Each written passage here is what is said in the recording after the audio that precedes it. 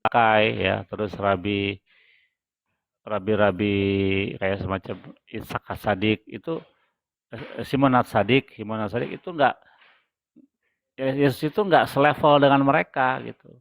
Jadi Yesus itu nggak dianggap oleh orang Yahudi pada di zamannya dia itu nggak dianggap sebagai Tuhan kagak, sebagai imam kagak, sebagai Mesias kagak gitu. Kan pengangkatan Yesus itu sebagai Tuhan, sebagai imam, sebagai Mesias, sebagai raja itu kan di dalam kitab mereka, kitab perjanjian baru aja. Makanya tadi lihat nggak bisa menemuin Yesus dalam kitab Yesaya. Nggak ada Yesus di sini. Tapi memang cara cara para teolog Kristen, bapak-bapak gereja mereka membuat doktrin baru menyelewengkan terjemahan sehingga bisa menyambung dengan doktrin. Jadi nyambung gitu. Tapi ketahuan ya misalnya Yesaya 53 ayat 9 kan dalam artinya ia bersama penjahat-penjahat supaya cocok dengan penjahat-penjahat yang ada di kanan dan di kiri. Padahal orang kaya aslinya, Asir katanya. Yang ada di situ kata aslinya Asir, orang kaya, bukan penjahat-penjahat. Itulah metode kejahatan tekstual yang dilakukan oleh mereka. Apakah Yahudi nggak marah tuh Bang? Kitabnya dicolok-colokkan ke dalam Bible mereka itu.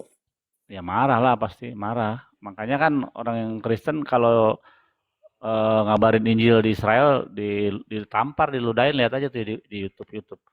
Tampar diludahin karena apa? Ini tanah suci Sedang kalian yang mau. dipermudahi, yang ditendang kan. Itu. Iya, Banyak itu ini video tanah itu. tanah suci kalian mau mengotori dengan ajaran yang bukan ajaran Tuhan kan begitu.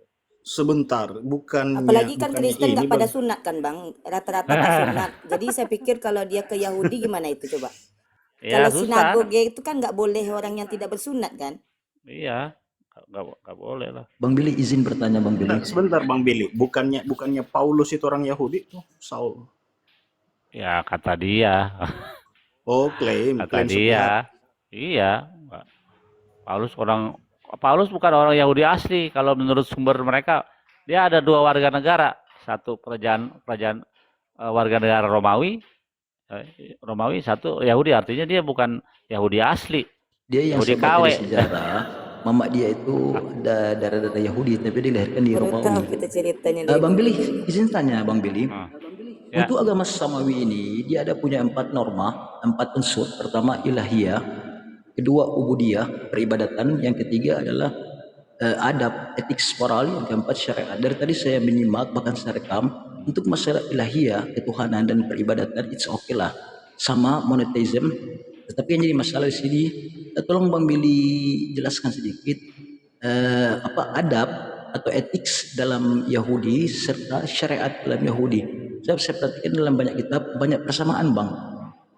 Terima kasih Bang. Oh, eh, ada kitabnya hanya untuk etik itu ada. Namanya Sulkan Aruk. Jadi itu detail ya. Itu detail hukum supaya tidak melanggar Torah, seak lah Torah. Jadi Torahnya jadi dipagarin, pagarnya banyak supaya nggak kelanggar sini. Jadi kalau kelanggar satu masih ada pagar lainnya. Jadi ada kata istilah seak Torah, jadi memagari Torah biar nggak dilanggar. Nah, misalnya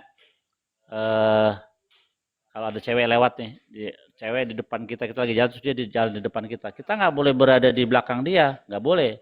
Kita harus melewatin dia atau samping ke arah dia atau gitu. Oh berarti sama lah Boleh. dengan Islam sama kok begitu Bang. Menjaga pandangan. Dan nggak boleh ya. Takutnya kenapa? Takutnya kita melihat pantatnya yang bahenol Dan jadi negatif di pikiran. Ya sama Islam sama juga begitu Bang. Akhirnya kita mimpi basah. Yes, Wah itu yang sama. berat. Berarti kita sama Bang ya. Ya benar. Di dalam Yahudi mimpi basah itu berat hukumannya. Makanya dosa itu dari mata, bukan turun ke hati. Ke otak dulu diproses, baru habis itu ke hati, baru ke kaki, baru naik lagi ke kelamin, begitu. Tapi orang kampung saya bilang Bang, upah dosa adalah maut Bang. Tapi it's okay lah. Kita usah bahas itu Bang. upah dosa ya gini loh. Dosa itu nanti ditebusnya dengan apa? Dengan sengsaraan, dengan penyakit, dengan penderitaan, dengan kesedihan. Yes, nah, kalau kita menerima itu sebagai hukuman dari Tuhan, kita ikhlas, rela, maka kita akan mendapat pahala. Yes, Islam sama konsepnya kafarat. harus reda menerima akibatnya Sama harus terima. itu konsep Islam. Makanya Yesaya 53 itu ya, Yesaya 53 itu berbicara soal penderitaan Israel.